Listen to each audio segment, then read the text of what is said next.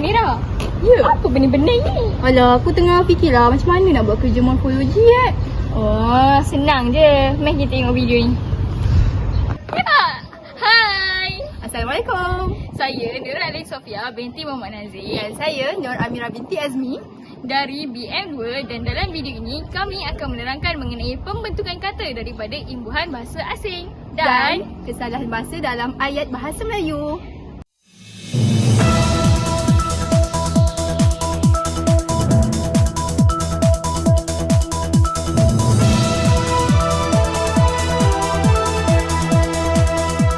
Assalamualaikum dan salam sejahtera. Selamat datang ke rancangan Sembang Bahasa.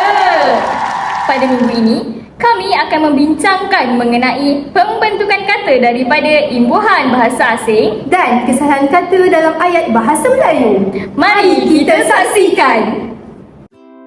Untuk pengetahuan penonton di rumah, sistem imbuhan asing telah dipinjam untuk menampung kemasukan bentuk-bentuk kata pinjaman, terutama yang dihubungkan dengan keperluan peristilahan. Oleh sebab itu, dari semasa ke semasa berlaku proses penambahan bentuk imbuhan dalam bahasa Melayu, iaitu dengan cara meminjam unsur-unsur imbuhan bahasa asing, sama ada imbuhan asing itu diterima secara sepenuhnya atau diubah suai mengikut sistem tata bahasa bahasa Melayu. Kita dapat membahagikan unsur-unsur imbuhan asing ini kepada 3 kumpulan, iaitu imbuhan daripada Sanskrit, imbuhan daripada Arab Parsi dan imbuhan daripada Inggeris. Kita teruskan lagi dengan perbincangan berkenaan imbuhan awalan Sanskrit. Penonton dah bersedia? Sebelum kita pergi dengan lebih mendalam, penonton perlu tahu bahawa bahasa Sanskrit juga telah diterima dalam bahasa Melayu, terutamanya bagi aspek imbuhan. Terdapat 7 imbuhan awalan yang telah diserap daripada bahasa Sanskrit. Antaranya ialah imbuhan maha. Maha membawa maksud yang teramat, tertinggi dan berfungsi untuk membentuk kata adjektif dan kata nama. Jika imbuhan ini digabungkan dengan kata nama am, maka perkataan itu akan dieja secara rapat. Nak tengok contoh? Baiklah. Contoh perkataan yang menggandingkan imbuhan maha untuk membentuk kata nama ialah mahasiswa, mahaguru dan maharaja.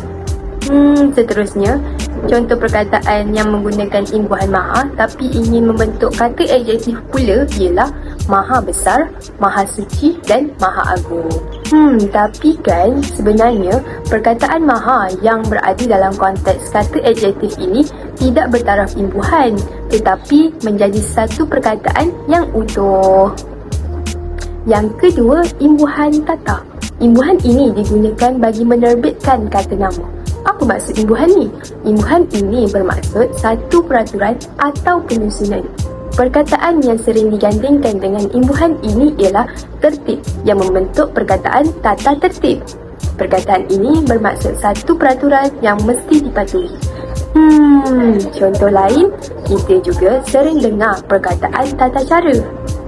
Tata cara sebenarnya terhasil daripada imbuhan tata dan perkataan cara. Perkataan ini membawa maksud adat istiadat, adat resam dan prosedur. Seterusnya, imbuhan awalan pra. Ini merupakan awalan yang menerbitkan kata nama untuk menunjukkan sebelum ataupun syarat bagi sesuatu yang mengikutinya. Sesuatu yang mengikutinya ialah bermaksud perkataan yang berada selepas imbuhan pra. Contoh perkataan yang mengandungi imbuhan awalan pra ialah prasekolah dan pra-universiti. Baru 4 imbuhan awalan. Tadi kata ada 7. Jadinya, apa lagi ya imbuhan lain? Imbuhan awalan swa. Swa bermaksud sendiri. Swasta merupakan salah satu perkataan yang mengandungi imbuhan swa bagi menyatakan perihal seseorang membangunkan kegiatan atau perusahaannya sendiri. Selain itu, perkataan swadaya dan swatenaga. Banyak kan imbuhan bahasa Sanskrit? Tak habis lagi ya. Seterusnya, imbuhan awalan tuna. Pernah dengar tak imbuhan ni? Jika penonton tak pernah dengar, tak apa.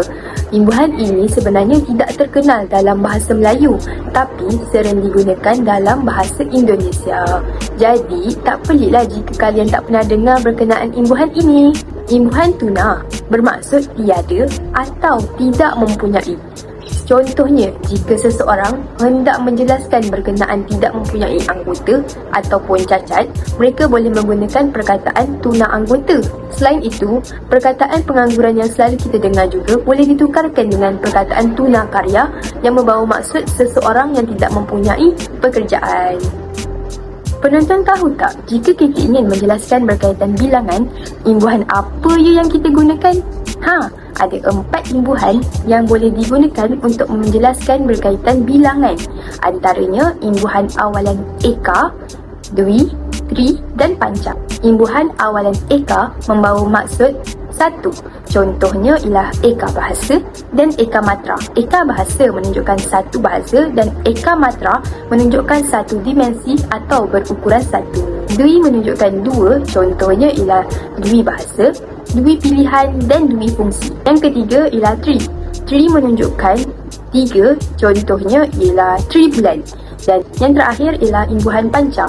Panca menunjukkan 5 dan bagi perkataan yang menggunakan imbuhan ini ialah pancaira. Yang terakhir ialah imbuhan awalan pasca. Penonton tahu tak imbuhan awalan pasca ni apa? Imbuhan ini membawa maksud sesudah atau selepas. Contoh, pasca merdeka. Maksud pasca merdeka ialah selepas merdeka. Dan contoh lain ialah pasca kolonial yang menunjukkan maksud selepas penjajahan kolonial. Itu sahaja input yang berkaitan dengan imbuhan awalan bahasa Sanskrit. Betul tu Mira. Selain daripada imbuhan awalan Sanskrit, kita juga ada imbuhan akhiran Sanskrit tau. Para penonton nak tahu tak apa imbuhan pinjaman bahasa Sanskrit yang selalu kita gunakan tanpa kita sedari?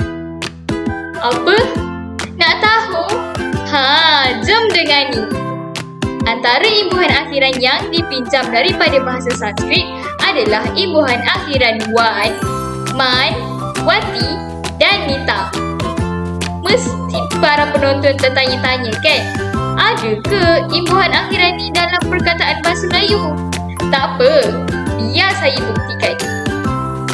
Baiklah, bagi imbuhan akhiran wan dan man, ini digunakan untuk menerbitkan kata nama yang membawa maksud pelaku sesuatu perbuatan, pekerjaan atau tugas atau pemilik sesuatu sifat atau kepunyaan.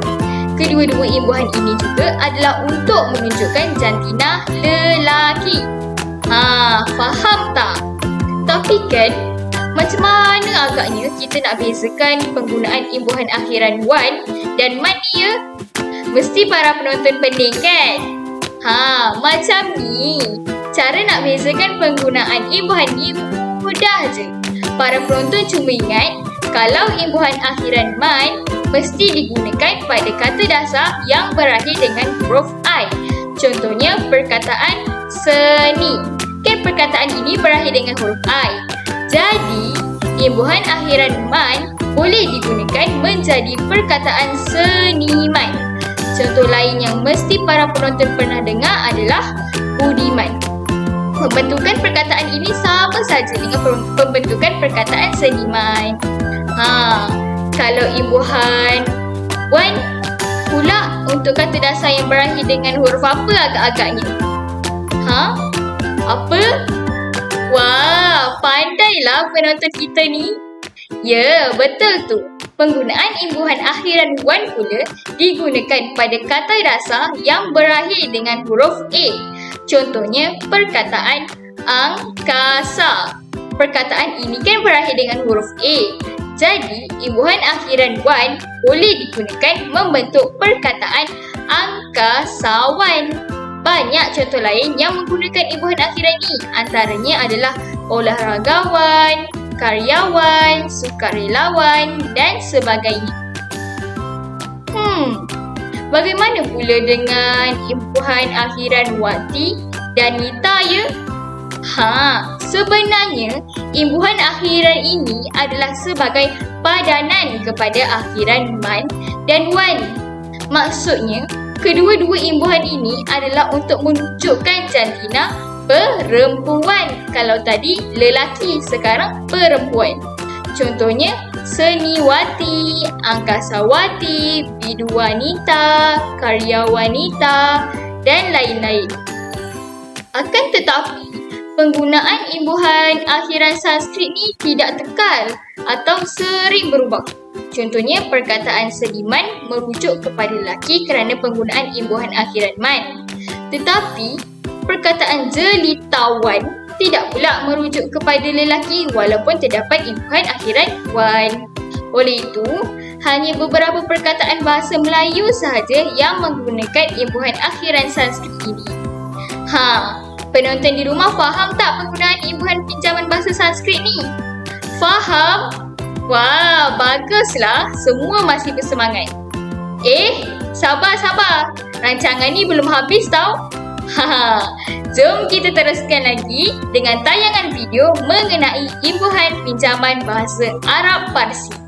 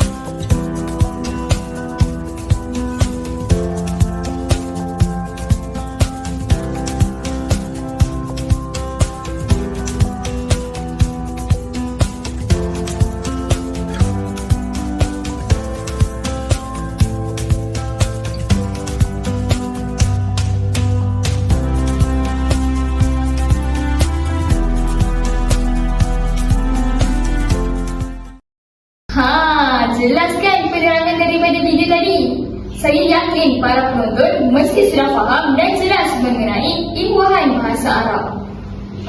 Sekiranya para penonton ingin mengajukan soalan mengenai imbuhan-imbuhan ini, para penonton boleh meninggalkan soalan di ruangan komen dan kami akan membalasnya dengan secepat yang mungkin. Siapa pula yang telefon ni? Hello? Ya, saya? Ada apa tu? Ada berita tergempar? Mengenai apa tu? Mengenai imbuhan bahasa Inggeris? Baik. Saya buka berita sekarang.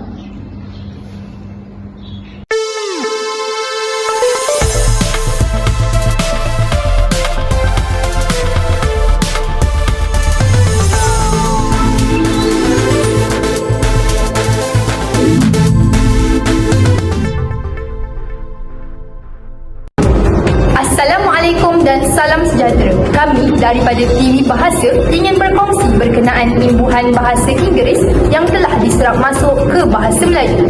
Ya, betul tu Mira. Kami diberitahu bahawa imbuhan bahasa asing paling banyak dibawa masuk ke dalam bahasa Melayu adalah berasal daripada bahasa Inggeris. Akan tetapi, imbuhan-imbuhan tersebut tidak berfungsi sebagai imbuhan dalam bahasa Melayu kecuali beberapa bentuk imbuhan awalan seperti pro, anti, mono, poly, auto dan supra. Bentuk-bentuk imbuhan yang lain juga dikatakan terserap ke dalam bahasa Melayu sebagai sebahagian daripada kata pinjaman. Kami dimaklumkan bahawa terdapat beberapa awalan yang dipinjamkan ke dalam bahasa Melayu yang bersifat awalan yang produktif. Ini bermaksud bentuk-bentuk ini produktif dalam pembentukan kata untuk peristilahan. Antara imbuhan awalannya adalah pro, anti, mono, poli, auto dan supra. Untuk makluman penonton di rumah, imbuhan awalan pro digunakan untuk menunjukkan tanda bersetuju, memihak atau menyebelahi sesuatu pihak. Contohnya, pro barat, pro kerajaan, pro komunis dan lain-lain. Bagi imbuhan awalan anti pula adalah berlawanan maknanya dengan imbuhan awalan pro kerana anti digunakan untuk menunjukkan tanda melawan, membantah, menentang atau tidak bersetuju dengan sesuatu pihak. Contohnya, anti kerajaan, anti kemajuan, anti penjajah dan lain-lain. Imbuhan awalan poli pula memberi pengertian banyak. Contohnya, poliklinik, policakera, poliarca dan sebagainya. Seterusnya, bagi imbuhan awalan auto memberi pengertian secara bersendirian. Sebagai contoh, autograf, automatik, autocarta dan lain-lain. Bagi awalan sub pula memberi pengertian sebagai sebahagian daripada keseluruhan. Contohnya, subkelas, subsistem dan subgolongan. Dan akhir sekali, bagi imbuhan awalan produktif iaitu imbuhan supra yang membawa maksud melebihi, mengatasi atau merentas. Contohnya, supranasional, suprakelas dan suprakategori. Terdapat juga bentuk awalan lain yang terserap ke dalam bahasa Melayu bukan sebagai imbuhan tetapi sebagai sebahagian daripada kata pinjaman. Akan tetapi, bentuk-bentuk ini berpotensi menjadi awalan dalam pembentukan kata bahasa Melayu. Contohnya awalan hetero, heksa, hidro, homo dan banyak lagi. Antara perkataan yang dapat kita kenal pasti menggunakan awalan ini adalah perkataan heterogen, heksagon, hidrolisis, homogen dan lain-lain. Bentuk-bentuk imbuhan akhiran daripada bahasa Inggeris belum diserap sebagai imbuhan pembentukan kata bahasa Melayu. Namun, kebanyakannya bentuk ini wujud dalam perkataan yang dipinjam secara keseluruhan ke dalam bahasa Melayu. Imbuhan ini tidak mempunyai maknanya yang tersendiri dan terdapat beberapa imbuhan akhiran iaitu akhiran isma, akhiran ik, akhiran si, akhiran is dan akhiran al. Perkataan yang diterima keseluruhannya daripada bahasa asing tetapi terdapat imbuhan akhiran isma ialah idealisme dan nasionalisme. Seterusnya, contoh perkataan yang menggunakan imbuhan akhiran ik ialah linguistik dan fonetik. Revolusi dan potensi merupakan contoh perkataan yang menggunakan imbuhan akhiran si, manakala clinical dan critical merupakan perkataan yang menggunakan imbuhan akhiran al. Dan yang terakhir ialah imbuhan akhiran is yang turut hadir pada perkataan praktis dan kritis. Sekian, itu sahaja berita pada hari ini. Salam hormat. Assalamualaikum dan selamat sejahtera. Oh, begitu. Nak pergi mana tu? Rancangan ni belum selesai tau. Oleh itu, mari kita teruskan lagi dengan kesalahan penggunaan kata dalam bahasa Melayu.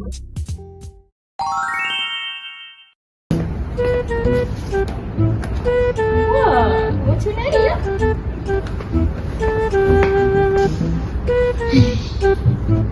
Ada masa lihat ni. Sempat kau nak baca buku?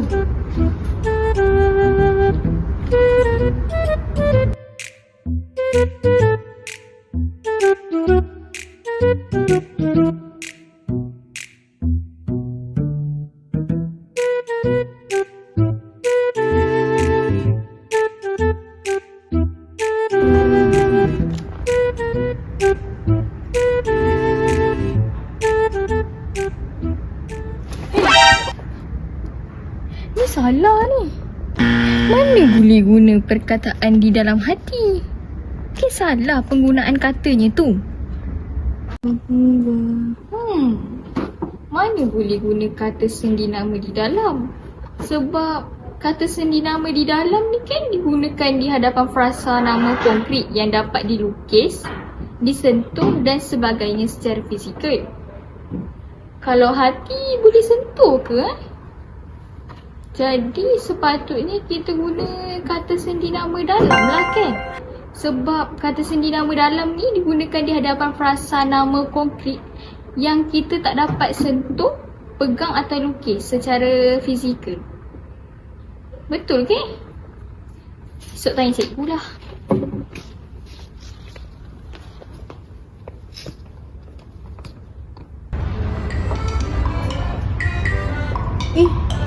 Buku ni kan novel. Kenapa ada dekat rak bahagian lain pula? Itulah, ulangkan balik. Maaf.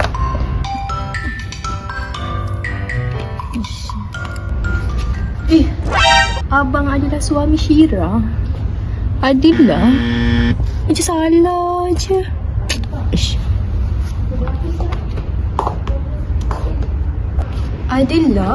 Adillah ni bukan kata pemeri yang sepatutnya hadir di hadapan frasa adjektif dengan frasa seni nama pun. Tapi kalau ikut ayat ni, abang adalah suami. Suami ni kata nama. Jadinya kata pemeri yang sesuai ialah lah kan? Salah novel ni. Sudahlah, nak pulang balik buku ni dekat rak sepatutnya.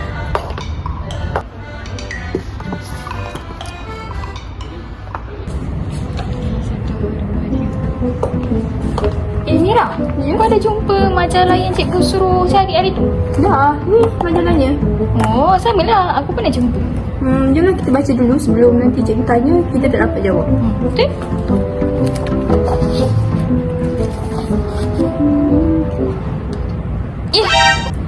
Ada kesalahan kata lah. Yang mana? Ni.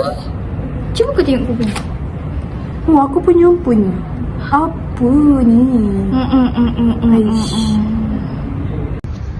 Wah, ada cara memasak murtabak lah dalam majalah ni. Murtabak? Kesalahan kata ni. Sepatutnya kan martabak.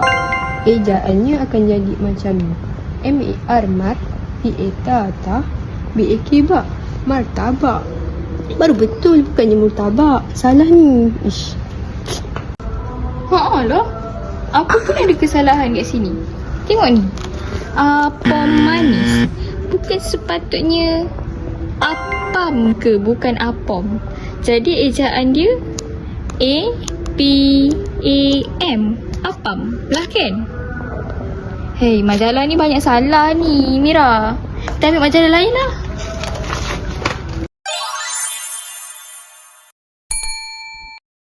Esok dah nak masuk bulan Ramadan. Tak apalah, sementara tu puasa ni nak rehat sekejap. Video apa ni? Menarik lah. Kakak. Ya, kenapa tu? Nampak ni. Rehat je. Cubalah tolong ibu tu kat dapur tolong masak. Kakak baru je siap tolong ibu kat dapur. Itu. Ni baru nak rehat sambil tengok video ni. Cerita apa tu kakak? Nak tengok? Adalah sibuk je. Alah kakak ni nak tengok. Lah, kakak baru nak tengok cerita dah ada iklan pula. Iklan raya ke ni?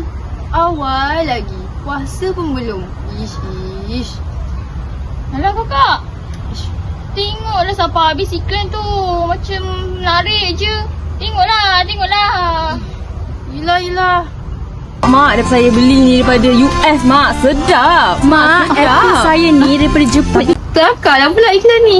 Itulah tu. Tapi tak bagus lah iklan ni untuk adik. Kenapa pula? Bukannya ada unsur tak baik pun dalam video tu.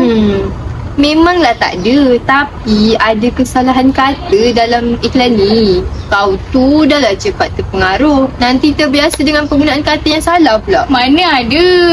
Kan cikgu dah ajar. Jadi adik tahulah bezakan mana yang betul, mana yang salah. Ya Kakak tak ke? percaya adik ke? Ya ke adik tahu? Ya. Adik ni bijak lah kakak. Okey, kalau adik tahu, mari sini tunjuk akak mana yang salah. Cepat. Mana? Mana? Alah, tak tahulah kakak lain bagi tahu. Tak jumpa kan? Macam ni, biar kakak jelaskan. Sebenarnya dalam video tadi ada 2 orang yang memegang watak sebagai anak. Kemudian mereka promosikan barangan mereka kepada ibu mereka. Tapi dialog yang digunakan oleh watak tersebut ada kesalahan kata. Sebenarnya kata sendi nama daripada digunakan untuk menjelaskan punca bagi manusia, haiwan, benda dan asal kejadian bagi sesuatu perkara. Dan kata sendi nama daripada juga digunakan untuk menceritakan tentang suatu perbezaan ataupun perbandingan. Oh, macam tu. Jadi yang betulnya ada tahu. Apa? Mesti kata sendi nama dari. Betul tak kakak? Betul, pandai adik. Tapi kakak, Ya? kenapa kata sendi nama dari ya? Sebab kalau kata sendi nama dari digunakan untuk menjelaskan arah, tempat dan masa. Kalau dalam ayat tadi, adik rasa dia nak terangkan tentang apa? Tempat. Jadi kita guna perkataan Dari untuk menerangkan tempat. betul. Pandai adik. Adik memang pandai kakak. Terima kasih kakak. Dah faham ke? Dah. Manalah Amira ni? Kata nak jumpa pukul 5. Ni dah pukul berapa dah ni? Penat aku tunggu. Sementara tunggu Amira, baik aku layan drama. Hai Admin. Sampai pun kau Amira. Lama tau aku tunggu kat sini. Alah, aku lambat sikit je tadi. Maaf lah. Lambat sikit kau kata. Dah setengah jam aku duduk kat sini tau. Alah, aku baru habis kelas tadi. Alasan lah kau ni. Kau tengah buat apa tu? Aku tengah tengok drama sambil-sambil tunggu kau. Drama apa? Drama cerita pasal percintaan jarak jauh. Kau nak tengok sekali? Janganlah habis ni.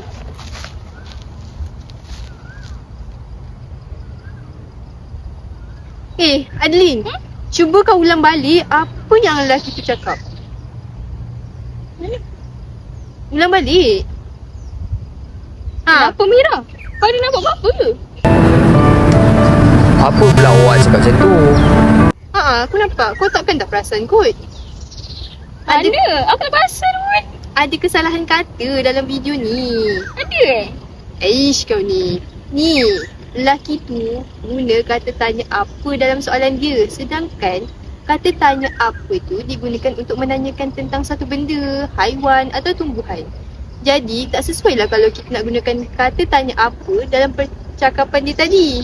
Sepatutnya, dia kena gunakan kata tanya kenapa. Kerana kata tanya ini digunakan untuk mengetahui sebab perkara itu berlaku. Barulah betul dengan pertanyaan tadi. Oh, yelah. Aku pun tak perasan tadi. Jom sama tengok. Boleh. Haish.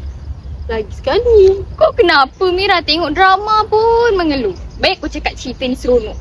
Jalan cerita tu memanglah menarik, seronok. Cuma aku rasa sedih sikit lah sebab baik sangat bahasa rojak yang digunakan dalam video ni.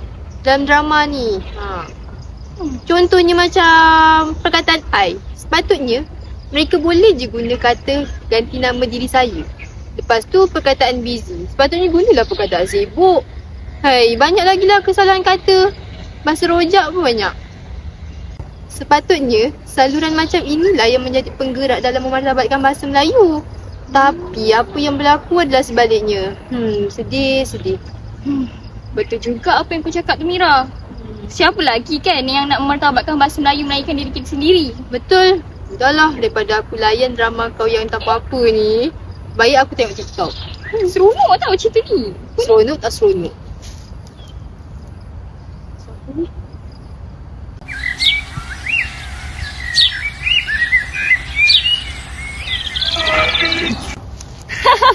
Lawak lah drama ni. Ish, aku baru je buka TikTok. Dah ada kesalahan kata. Apa lagi yang kau bebelkan ni Mira? Ni cuba kau tengok ni.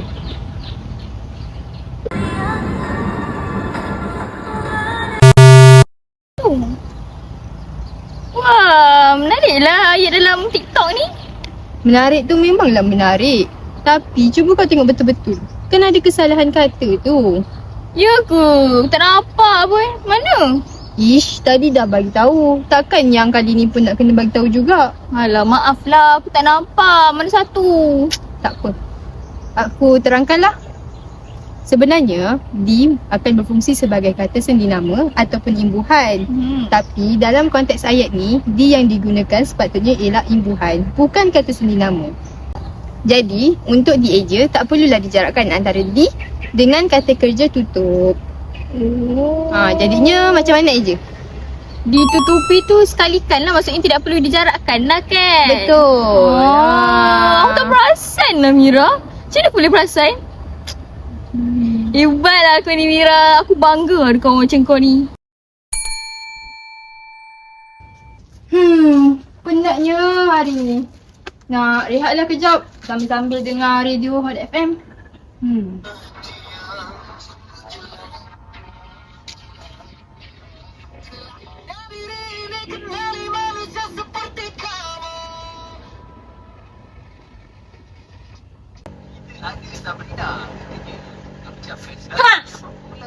Apa yang kau seronok sangat ni Mira?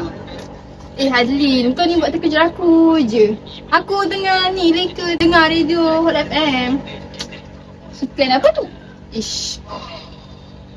Ni iklan daripada Hot FM. Aku dengar mereka ada berita baik tadi. Mereka kata pengikut mereka dekat saluran YouTube dah mencecah 1 juta. Kejap. Cuba kau tengok ni. Mereka ada muat naik satu video baru. Video apa tu? Kejap. Aku tak ada sikit lah. Ish.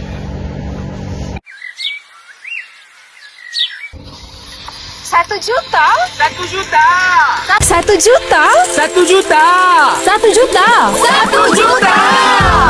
YouTube Hot TV dah cecah 1 juta subscribers.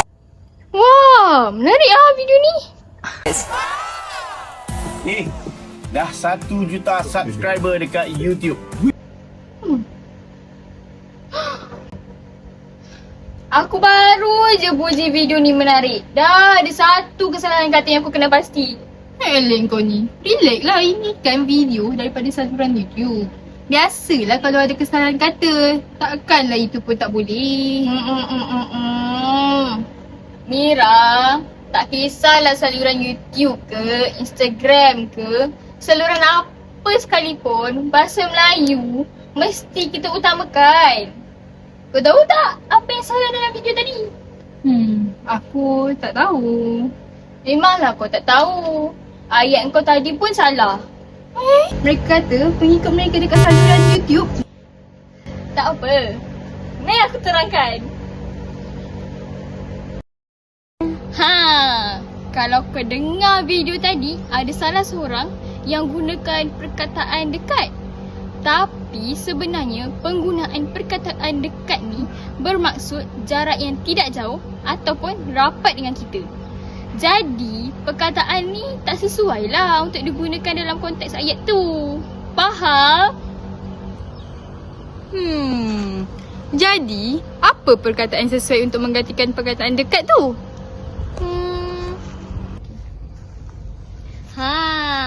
Kata sendi nama yang sesuai ialah dalam. Kenapa dalam ya? Dalam ni berfungsi sebagai perkataan yang membawa makna tidak mempunyai ruang. Oleh itu, penggunaan kata sendi nama yang betul dalam ayat video tadi adalah Hot FM telah mencapai 1 juta pengikut dalam YouTube. Kau faham tak Mira? Faham, tapi kan tak apalah kita tengok je ni, lagi sikit je. Habiskan video ni, okey? Yelah.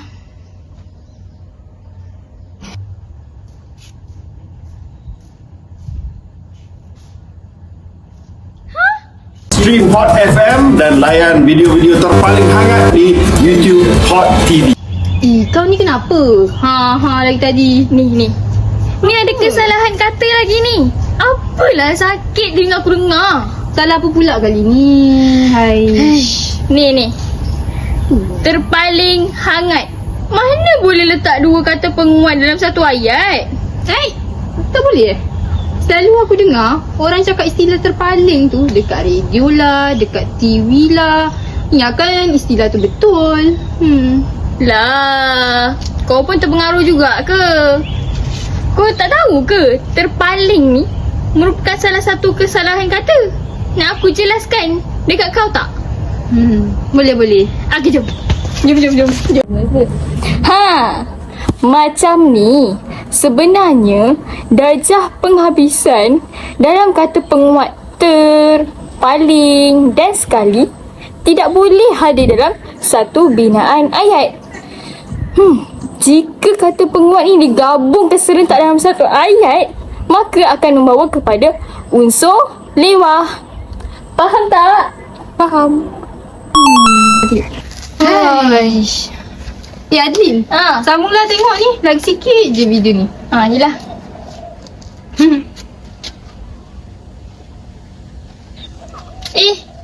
Tadi kesalahan kata. Ni guna bahasa rojak pula. Kan? Aku pun dah jumpa dua istilah bahasa Inggeris yang dicampur dalam ayat bahasa Melayu. Pertama, subscriber. Patutnya penyampai radio tu boleh je guna bahasa Melayu dengan tukarkan perkataan subscriber kepada perkataan pengikut. Yang kedua, channel. Patutnya mereka boleh je guna perkataan bahasa Melayu iaitu saluran. Kan lagi baik kalau kita guna bahasa Melayu dalam pertuturan kita. Kita pun ada bahasa Melayu yang dianggap sebagai bahasa kebangsaan. Baguslah kau Mira. Aku ingatkan kau tak perasan semua kesalahan yang ada dalam video tu. Bagus. Makcik tu jatuh. Jom kita tolong. Alah, jom.